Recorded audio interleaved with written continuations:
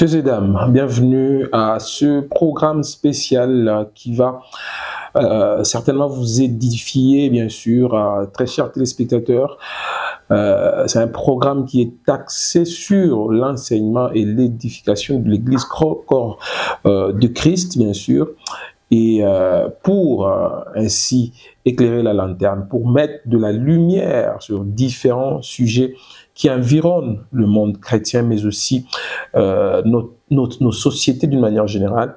Voilà pourquoi nous avons conçu ce programme tout à fait spécial et adapté, bien sûr, à vos problèmes, à nos difficultés, mais aussi à nos sociétés. Nous avons l'insigne honneur de recevoir ici et d'être également reçu ici par le révérend pasteur Emmanuel Kasongo Mulilo, qui va bien sûr, certainement d'ailleurs, nous parler de la part de Dieu et nous donner beaucoup d'explications sur le prophétisme biblique face au mouvement prophétique de l'heure. Comme vous le savez, la prophétie est devenue la denrée la plus recherchée par plusieurs, et aussi le prophétique ou encore le ministère prophétique est devenu l'un des ministères les plus en vue et enviés, ou encore voulu par beaucoup d'enfants de Dieu. Question, bien sûr, d'exercer avec exactitude, d'exercer selon ce qui est écrit, d'exercer selon la volonté de Dieu. Nous recourons, bien sûr, au pasteur Emmanuel Kasongo Mulilo, qui est déjà avec nous ici. Révérend pasteur, bonjour, bonsoir, ça dépend de l'heure à laquelle on va nous suivre, bien sûr. Et surtout, bienvenue dans cette tranche. Bonjour et bonsoir. Donc ça dépend à la l'heure pour laquelle on va nous écouter. Exactement. Alors, est-ce qu'on peut vous connaître? Oui, je suis Emmanuel Kasongo. Je suis docteur en théologie et pasteur de l'église évangélique de la Cité des Dieux. Cette église fait partie de la communauté Bruce-Ministre. Nous sommes une nouvelle église. Nous avons, je crois, d'ici le 31 mars, nous allons totaliser 4 ans. Voilà, s'il faut me connaître. Père de famille. Oui, je suis père de famille de 4 filles.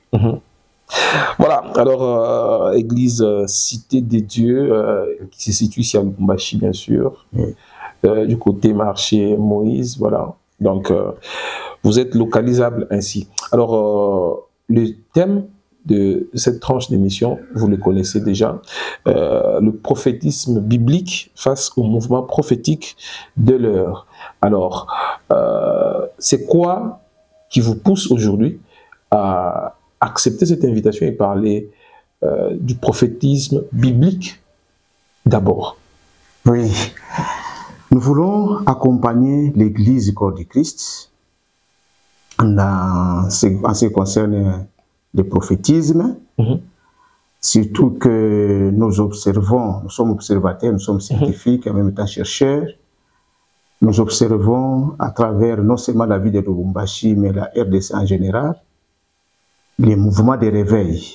Exactement. Pour d'ailleurs que nous saluons et nous encourageons que ces mouvements de réveil puissent encore aller plus loin. Et puis s'atteindre aussi l'Afrique. Et s'atteindre même l'Afrique en général. Ce sont des choses qu'on a vécues des temps passés dans d'autres continents. Par exemple, les États-Unis avec Azusa Street, ça s'est passé ailleurs, mais en fait, ça arrive quand même en Afrique. Oui, actuellement, il faut se dire que le centre de gravité spirituelle est maintenant en Afrique. Oui. Étant donné que c'est maintenant en Afrique, et aussi au Congo en particulier, c'est pourquoi vous voyez ces mouvements de réveil qui est en train de se propager presque partout en RDC. Mais cependant, ces mouvements méritent d'être encadrés. Exactement. Ça mérite d'être enseigné. Parce que nous devons accompagner les mouvements. Nous ne sommes pas contre ces mouvements. Nous accueillons ces mouvements. Mais nous devons orienter. Parce que il y a toujours l'ennemi qui est à côté. Vous savez, qui se déguise. Qui se déguise en l'âge de lumière et qui travaille à côté des enfants de Dieu, sans que les enfants de Dieu les découvrent. Pour discréditer ainsi les enfants de Dieu. Il est là pour discréditer surtout les dons de prophétie. Parce que les dons prophétiques, c'est un don précieux pour l'Église. Exactement. Mais, quand nous observons actuellement, vous allez vous rendre compte que c'est comme si les dons de prophétie tombent dans un discrédit. Il est important de protéger ces dons-là spirituels et ceux qui exercent ces dons, parce que nous en avons besoin pour l'édification de l'Église. Ah, donc vous n'êtes pas là pour critiquer le don de prophétie, mais vous êtes là pour question de démontrer que parmi les faux, il y a des vrais. Effectivement, nous ne sommes pas ici pour critiquer, mais nous voulons apporter une pierre. Exactement. À l'édifice, pour que nous puissions encadrer, parce que nous tous, nous avons besoin de cette prophétie. Ah oui. Nous avons besoin d'entendre que Dieu a dit. Mais cependant, parce que c'est un don qui est combattu, il est important, nous, en tant qu'Église, en tant que chercheurs, scientifiques, théologiens, de pouvoir mettre des jalons pour que ces dons-là puissent être sécurisés. Parce que je vous dis que les dons est en insécurité. Même le prophète lui-même est en insécurité. Voilà. Parce qu'il est envahi par des faux prophètes. Le diable s'est déjà déguisé. Et son objectif, c'est de détourner effectivement les enfants de Dieu. Là où Dieu a dit, le diable vient pour contredire. Mais il vient comme s'il est avec nous. Mais cependant, il n'est pas avec nous. Vous savez, au début, c'était encore bien dans le temps de découvrir les faux. Parce qu'il suffisait de voir dans des hits quelqu'un avec des pots, avec des poudres. Vous découvrez facilement. Actuellement, c'est compliqué. Tous, nous sommes en veste. Nous sommes en veste et nous sommes à la chair dans l'église. Alors, comment alors allons-nous découvrir les faux et les vrais? On va en savoir plus dans cette émission. Très chers téléspectateurs, restez branchés, restez vraiment branchés dans votre programme, bien sûr. Et si vous avez des questions à poser, n'hésitez pas. Les numéros affichés au bas de l'écran vous servira, bien sûr, de jonction entre nous et vous. Alors, d'emblée, qui peut être appelé prophète? Qui est prophète? Et c'est quoi le prophétisme dans la nuit des temps ou dans la pensée divine? Alors ici, on a dit prophétisme biblique. Alors, c'est quoi le prophétisme biblique? C'est qui le prophète qui a exercé dans les temps anciens selon la volonté de Dieu? Merci. Pour répondre à cette question, nous allons d'abord passer par des définitions. Nous voulons définir ce que c'est les prophètes et ce que c'est le prophétisme. À l'origine, le prophétisme avait commencé dans le Moyen-Orient. Nous appelons ça, c'était un début. C'était un prophétisme que souvent j'ai dit un prophétisme balbutiant. Ça balbutiait. Ce n'était pas un prophétisme bien structuré, voulais-je dire. Alors, ce prophétisme balbutiant était venu effectivement pour succéder à ce qu'on appelait la voyance. Les voyants, ce qu'on appelait les voyants.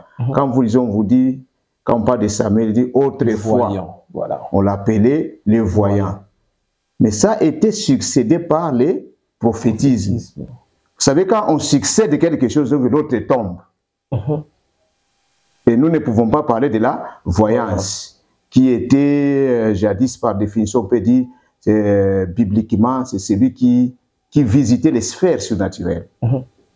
Et le prophétisme a remplacé le voyant, la voyance.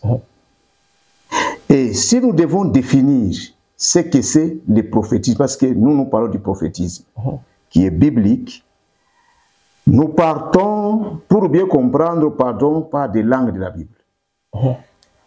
Si nous prenons l'hébreu, l'hébreu parle de, quand il veut parler d'un prophète, l'hébreu parle de Navi.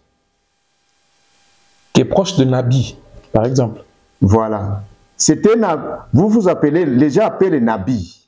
Mais l'hébreu, il y a des alphabets que nous appelons, quand ils ont, je ne sais pas, je ne voulais pas trop parler de l'hébreu ici, mais je suis obligé, comme vous m'aviez posé.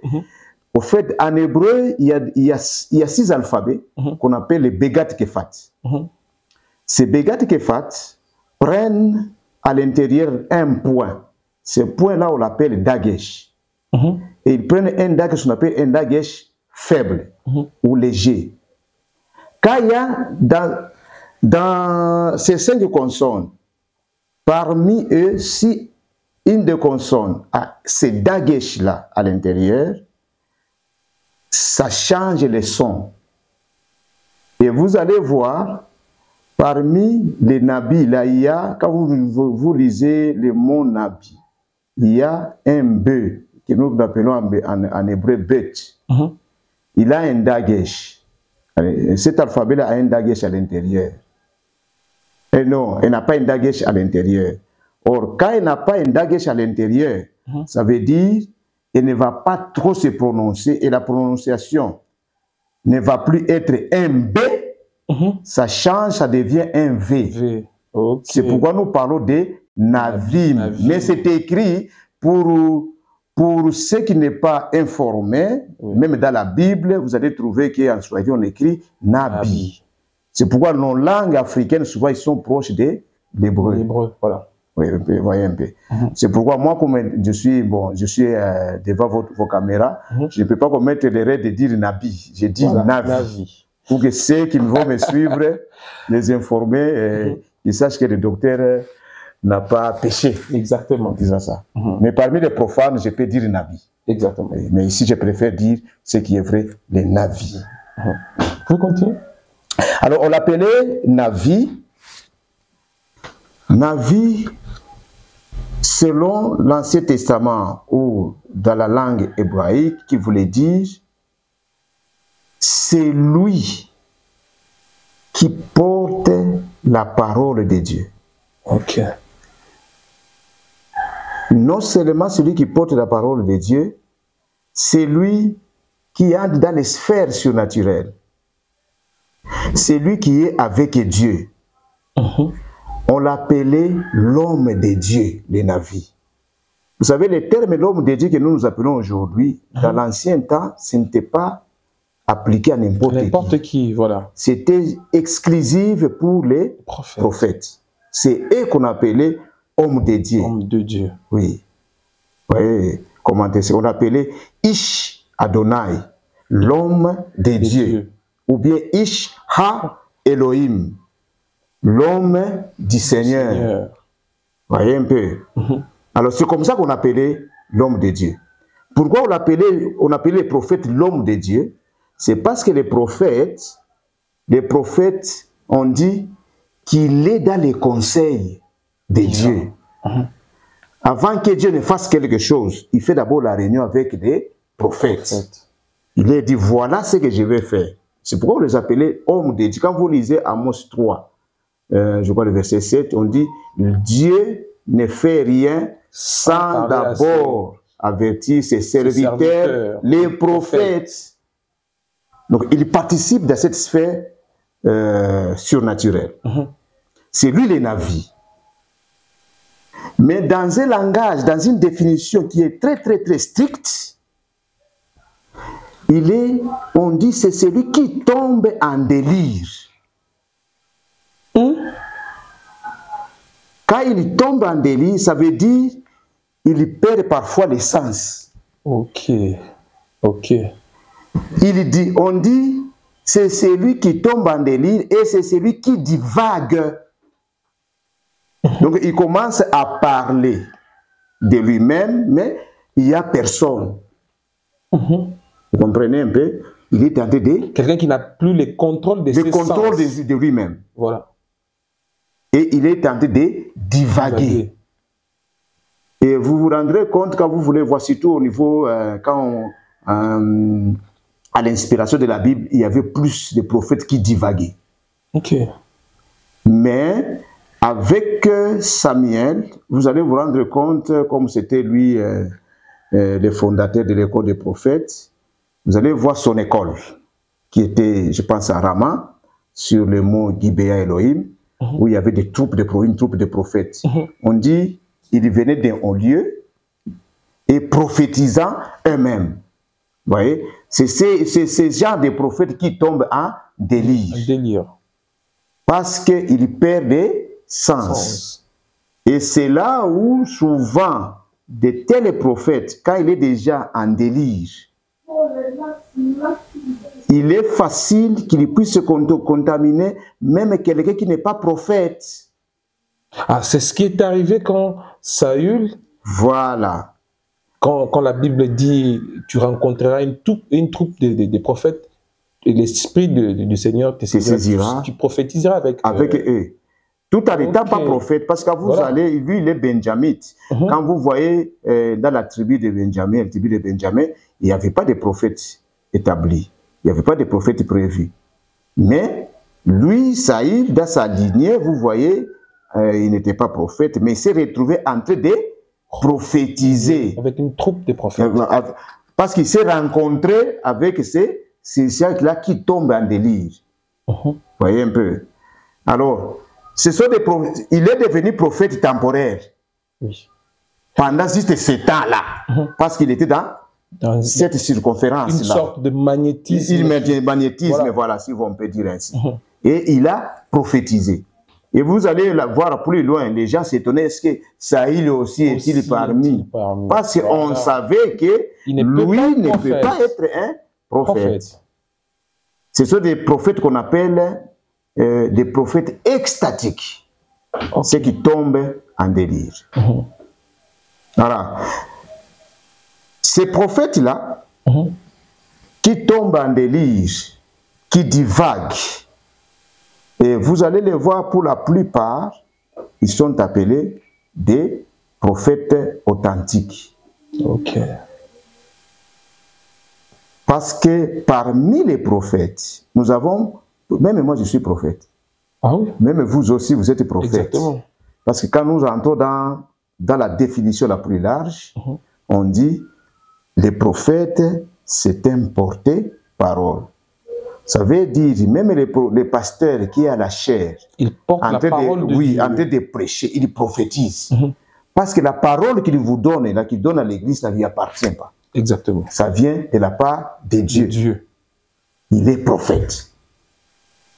Mais au sens strict, vous trouvez que, quand on a parlé de Moïse comme prophète, parce que c'est lui qui partait à la montagne, il vous amène la loi.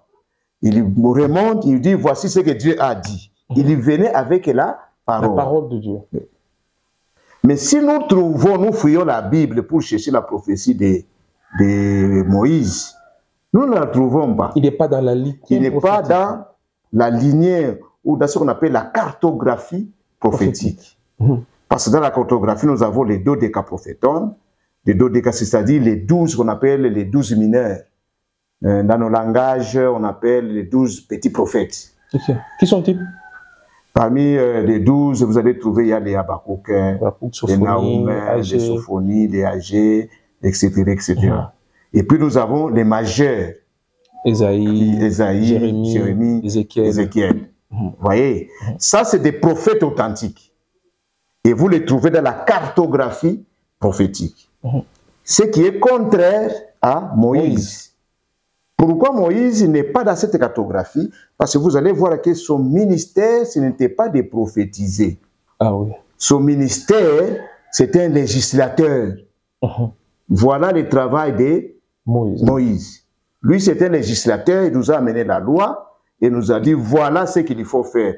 Tu craindras ton Dieu, tu feras ceci, tu ne feras pas ça. Dans le Pentateuque, les 5 premiers livres, qu'on appelle le Pentateuque, on appelle ça, c'était un livre des législateurs. C'était législateur. C'était ça son travail principal. C'est pourquoi il ne se retrouve pas dans cette cartographie prophétique.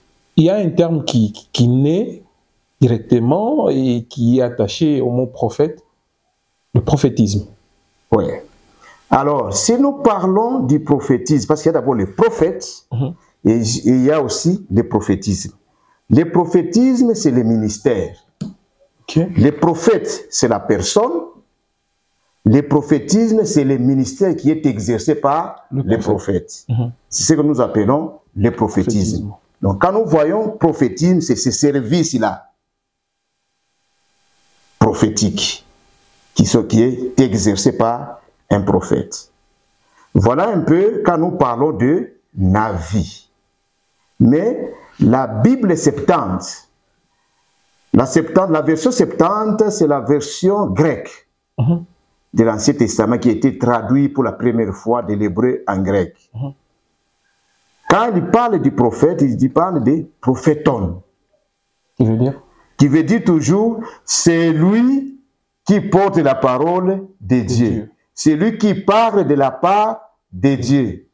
Vous allez voir que les deux, et les navis, et les prophétons, disent la même chose, sauf que dans des langues différentes. Voyez, voilà un peu si nous devons faire comprendre les prophètes et les prophétismes. Parce que les prophètes, vous savez, quand nous parlons des prophètes, les prophètes et prophètes, c'est seulement quand il est calme. Ça veut dire quoi? Ça veut dire, quand il ne prophétise pas, il est prophète. Mais c'est contradictoire. C'est pas contradictoire. Quand il est calme, c'est alors qu'il est prophète. Mais quand il commence à prophétiser, il cesse d'être prophète. Il devient celui qui l'a envoyé. Il devient le représentant de Dieu, du propriétaire du message. Il n'est plus lui. C'est pourquoi, dans la Bible, quand vous lisez, surtout dans l'Ancien Testament, il y avait des formules d'accréditation. C'est pourquoi il faut faire attention quand on prophétise.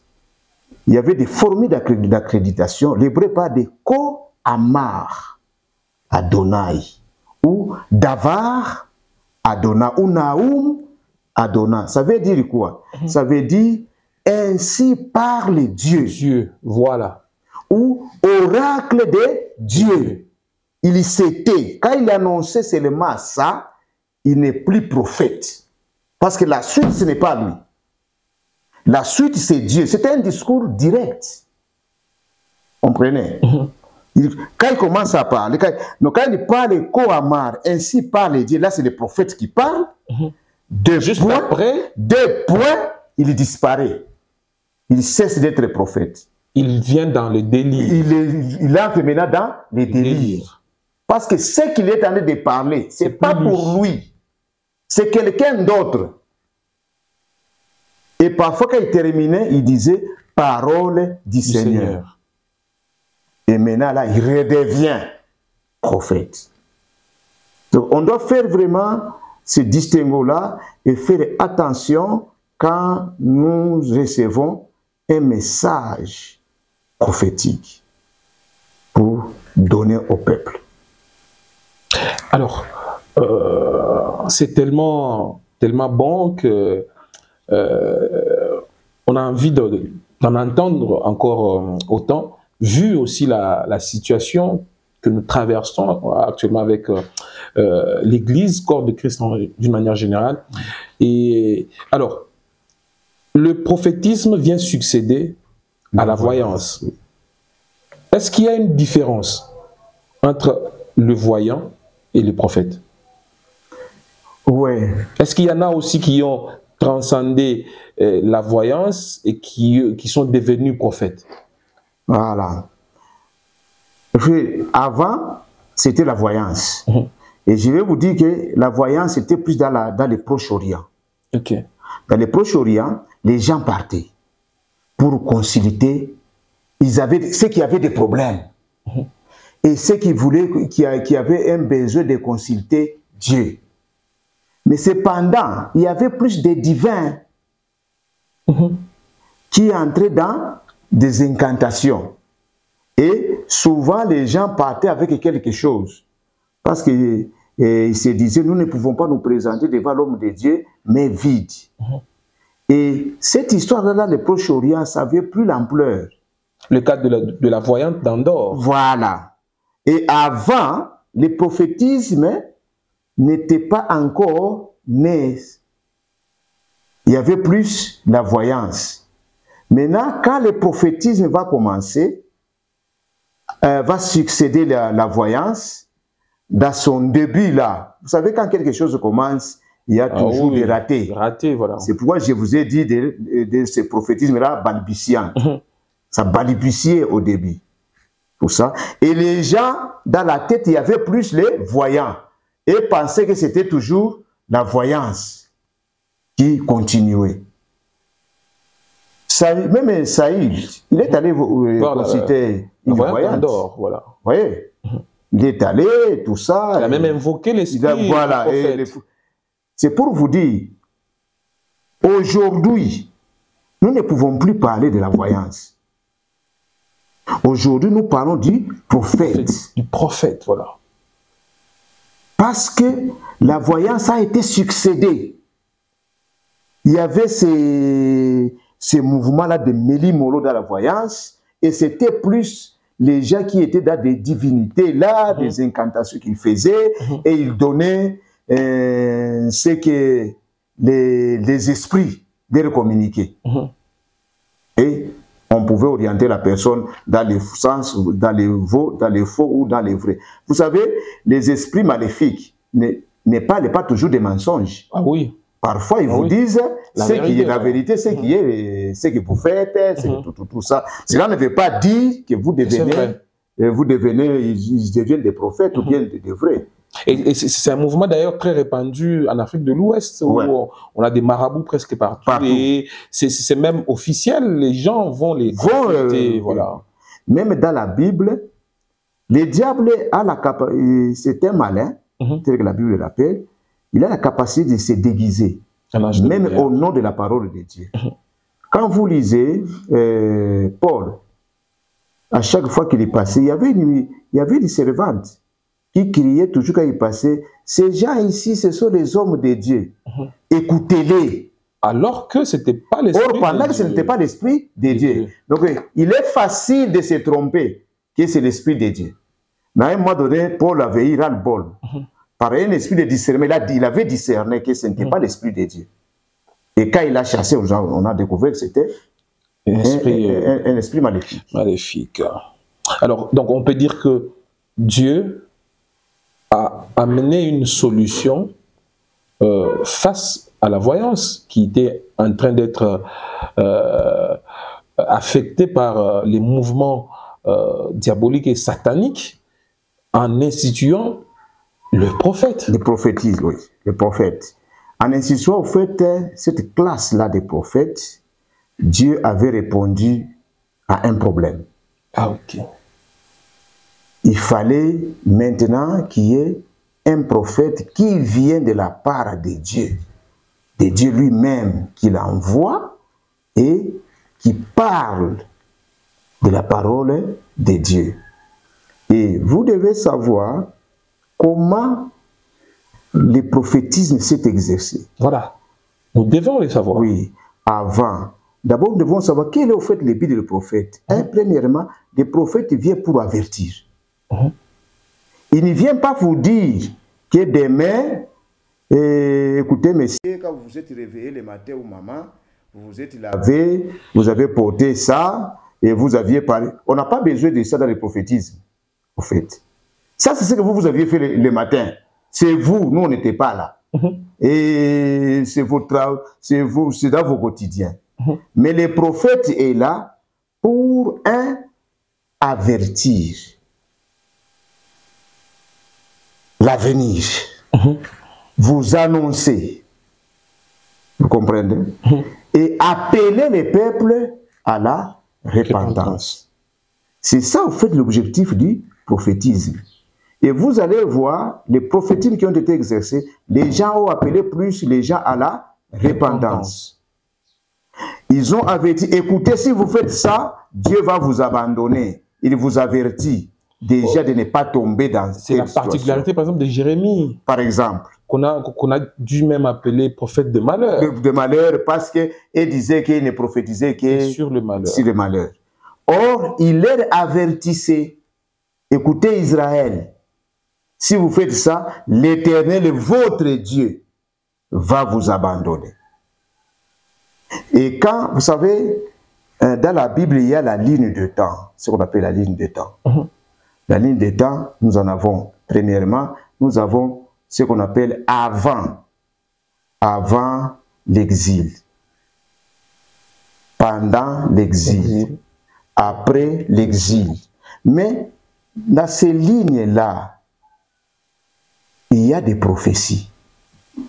Avant l'exil, vous allez voir les prophéties, on appelle les gens, on les avertit. Attention, si vous faites ça, vous serez en déportation. Voilà, si vous faites ça, mais quand ils sont en déportation, et quand la délivrance s'approche, c'est le prophète qui prend encore la charge. Pour avertir, attention, comme vous êtes revenus, l'Éternel, votre Dieu, vous fera sortir. Vous irez, tout ça. Et quand, après l'exil, les prophéties changent. Vous voyez, c'est selon les circonstances, le temps, que ces prophètes ont prophétisé de la part de Dieu. Parce qu'ils avertissaient. Il appelait les peuples à la repentance.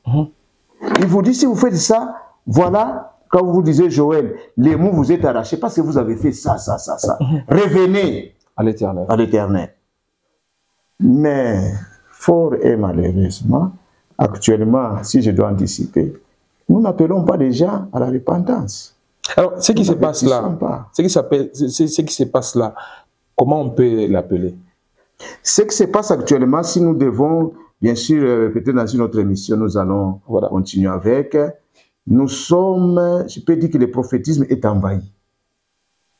Nous sommes dans les spectacles. On garde ça pour les numéros à venir, bien sûr. Oui. Alors, comment s'organiser? Parce que le prophétisme, on a compris que c'était un travail structuré. Comment ça s'organisait dans le temps? En fait, il y avait, parce qu'un prophète n'est pas tellement différent d'un évangéliste. Parce que c'était un ministère. Comme le ministère évangélique. Lui aussi avait son ministère prophétique. Ces gens-là, quand il appelait à repentance, ils avertissaient, c'était de l'évangélisation. Parce que Dieu les a envoyés dans des villes. Et Jonas va à Ninive. Même quand il voulait fuir et tout ça, Dieu, il se retrouve dans la volonté de Dieu. Dieu a utilisé sa méthode pour qu'il se retrouve à Ninive. C'était pour aller prêcher. Mais en prophétisant. Ouais. Et il appelait les gens à la repentance. Et quand les gens se sont repentis, malheureusement pour Jonas, il regrette à un moment donné. Les gens, souvent nous les critiquons, pourquoi il a regretté, parce que les gens se repentent. Je te disais, Dieu, voilà, toi tu es miséricordieux. Au fait, nous théologiquement, nous lui donnons raison de cette plainte-là. Pourquoi? Parce que, au fait, quand vous lisez, quand vous voyez les plans, les Ninivites, ils n'étaient pas dans ces plans-là de rédemption. Oui. Et Jonas, quand il s'est plaint, effectivement, il est dans cette option-là, mais il ne sait pas que Dieu, dans sa miséricorde, est allé au-delà. Pas c'est son peuple. Oui. Pour Jonas, c'est nous. Il était strict. Oui. On ne peut pas aller ailleurs. Mais Dieu, comme il est miséricordieux, il m'appelle là-bas, il risque encore de les pardonner eux aussi. Parce que pour Jonas, c'était un peuple déjà dévoué. Dévoué, voilà. Oui. C'est pourquoi il regrette. C'est pas qu'il regrette, il regrette qu'on dépasse sa conception. Il croit qu'il va faire un travail inutile. Parce qu'eux ne sont pas appelés à ça. Voilà. Or, Dieu, dans son plan, les appelle. Alors, il y a dans la Bible les termes tels que troupe des prophètes, quand Élie est attaqué, il dit je suis resté seul, voilà que Jézabel me cherche pour être mise à mort. Dieu lui dit j'ai préparé plus de 700 qui sont quelque part. Donc il y a ce terme-là, troupe de prophètes qui ressort. C'était comment? Pourquoi on appelait ça troupe? Et quel était le rôle du... Parce que dans les temps, il y avait un seul prophète, par exemple, pour la nation d'Israël, par exemple. Et comment toute la nation pouvait aller le consulter pour avoir des solutions à leurs problèmes, alors qu'il était seul pour toute une nation? Ici, quand nous parlons de troupes, de prophètes, tout ça, c'est là où nous faisons directement appel aux écoles. Aux écoles des prophètes. Au fait, il y avait des écoles de prophètes. Je vais vous rendre compte, on avait, je crois, à peu près 7 écoles, plus ou moins, si je ne me trompe pas. Il y avait une école à Rama, à Gilgal, à Bethel, à Jéricho. Il y avait aussi des écoles. Je crois que ça doit être 7 écoles. Où il y avait ce qu'on appelle les fils des prophètes, qui étaient dans ces écoles-là. Et c'est ce qui nous manque aujourd'hui. C'est ce qui nous manque aujourd'hui pour encadrer. Et puis on ne peut encadrer que celui qui est encadrable. Exactement. Oui. Alors, la plupart des fils de ces prophètes qu'on appelait fils des prophètes, ils étaient dans ces écoles auprès d'un maître qui était un prophète assermenté, si je peux le dire ainsi. Aujourd'hui, nous pouvons parler de prophètes assermentés. Quel était leur rôle dans des troupes de prophètes, ces troupes de prophètes-là? Parce que même ceux qui sont en délire là, avec Samuel, c'est une école. C'est une école. Mais des extatiques. Des prophètes extatiques. Alors, ces prophètes-là, les filles des prophètes qui étaient là, ils étaient là, pour étudier. On les apprenait comment se comporter en tant que prophète.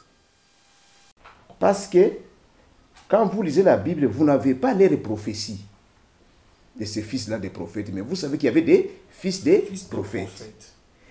Mais cela ne veut pas dire qu'ils ne prophétisaient pas. Ils prophétisaient.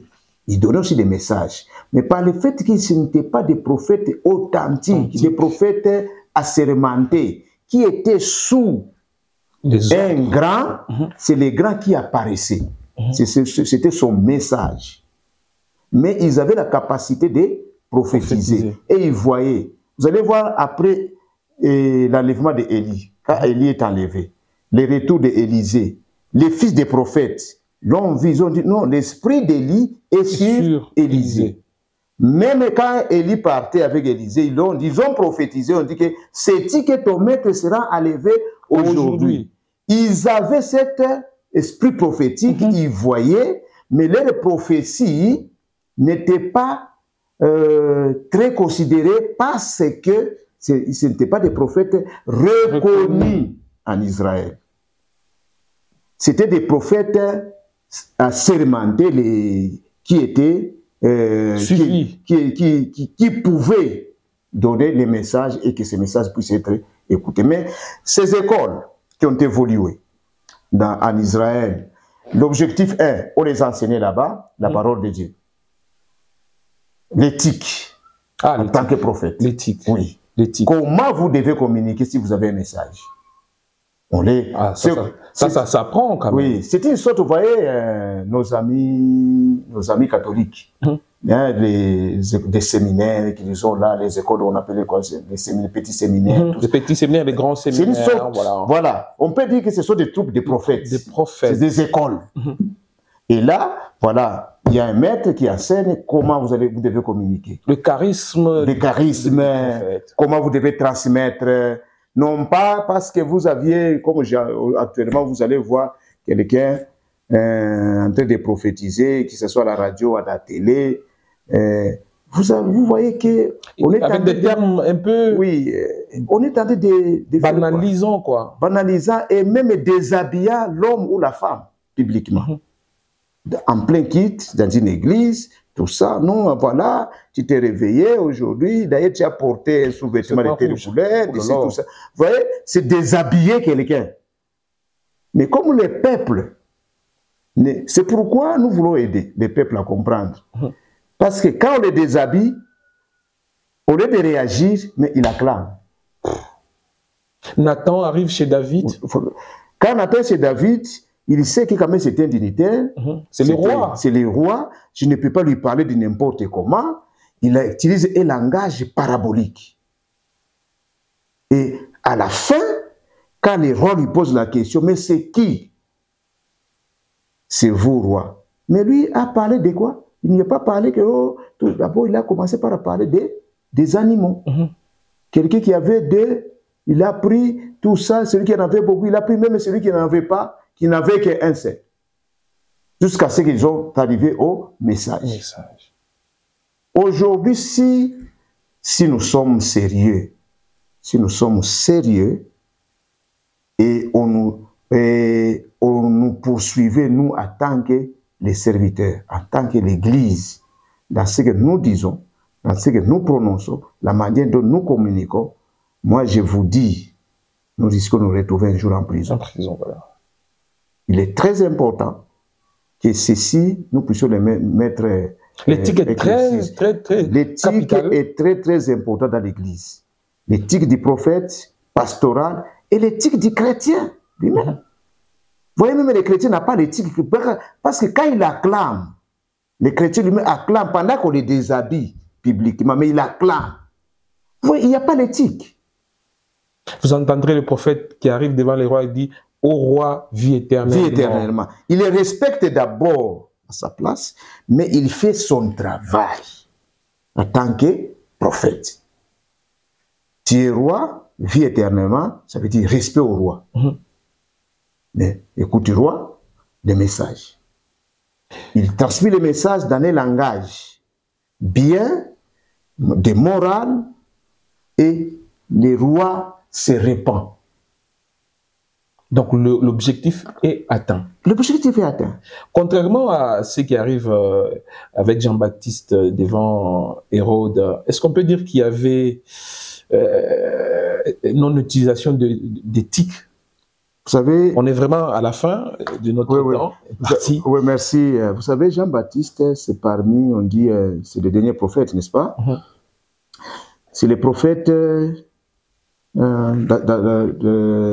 son temps.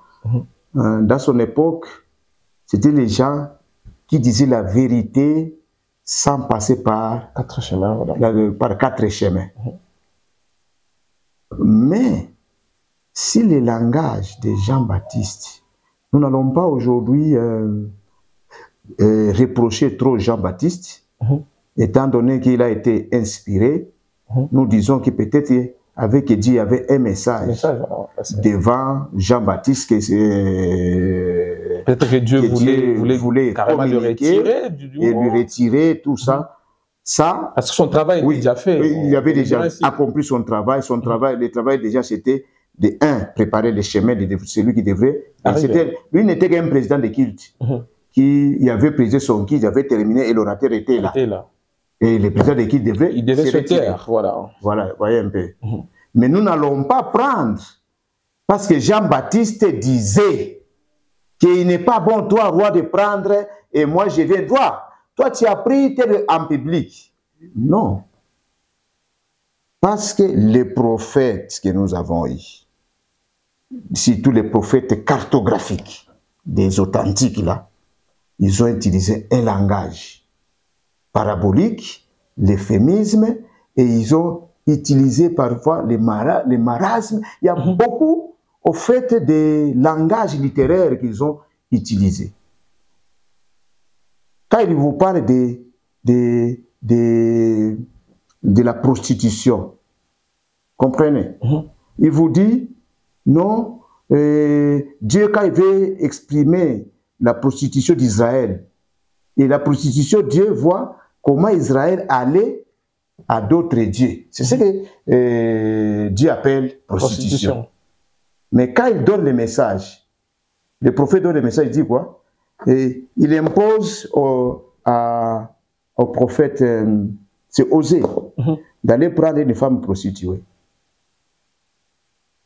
Prends cette femme-là. Osée, une femme prostituée voulait refuser.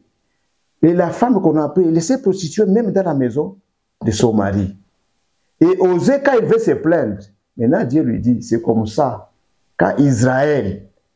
Donc, c'est ce qu'il fait. Et les gens pensent ce langage-là que Dieu utilise, que les prophètes utilisent, et pensent que Osée est allé prendre une femme prostituée. Pendant que c'était le langage qui est utilisé. Et pensent que Dieu... C'était pour démontrer la gravité de la prostitution. La gravité de la prostitution. Et pensent que Dieu est allé quoi? Osée est allé réellement prendre une femme prostituée. Nous aussi, nous pouvons prendre parce que Dieu a dit. Or, là, c'était un langage. C'est un enseignement, c'est un matériel didactique. Oui, c'était un matériel didactique. C'était un langage que Dieu utilise. Mais son problème, ce n'est pas ça. Son problème, c'est Israël qui s'est prostitué devant d'autres dieux. Voilà le message. Ce n'est pas qu'il a pris une femme prostituée, il n'avait pas pris. On est à la fin de cette émission. Peut-être un petit résumé. En une minute. Un résumé. On n'a pas fini la matière. Non, non. On va continuer bien sûr prochainement. Merci, merci. En résumé, nous voulons dire, l'objectif ici, c'est d'aider l'Église de Dieu. Nous avions dit au début que nous accueillons ce mouvement de réveil. C'est un mouvement qui nous accompagne et ça nous aide aussi à casser les rythmes qu'on avait avec les églises traditionnelles. Et le mouvement de réveil vient mettre fin quand même à cette monotonie des cultes qu'on avait et souvent ça nous a caractérisé au cours de l'histoire. Mais le mouvement de réveil est là, nous l'accueillons pour que l'Église puisse être réveillée. Mais cependant, nous devons bien l'exercer avec beaucoup de discernement, beaucoup de sagesse et surtout l'éthique. Parce que ces mouvements prophétiques ou ces mouvements de réveil que nous avons actuellement, c'est un mouvement que nous accueillons et qui peut nous aider à ce que l'Église d'aujourd'hui, qui peut aider l'Église d'aujourd'hui à pouvoir aller de l'avant. Voilà pourquoi nous avions voulu partager avec l'Église et le peuple de Dieu ce message de l'heure. C'est un message de l'heure, très chers téléspectateurs. Si vous voulez en savoir plus, ne zappez pas. La prochaine fois, nous vous revenons avec un autre numéro sur le même sujet, la même thématique bien sûr, le prophétisme biblique face au mouvement prophétique de l'heure. Alors, sentez-vous vraiment, ou bien appropriez-vous cette émission parce que elle va beaucoup vous servir, elle va beaucoup vous aider. Le pasteur Emmanuel Kasongo sera encore avec nous au prochain numéro.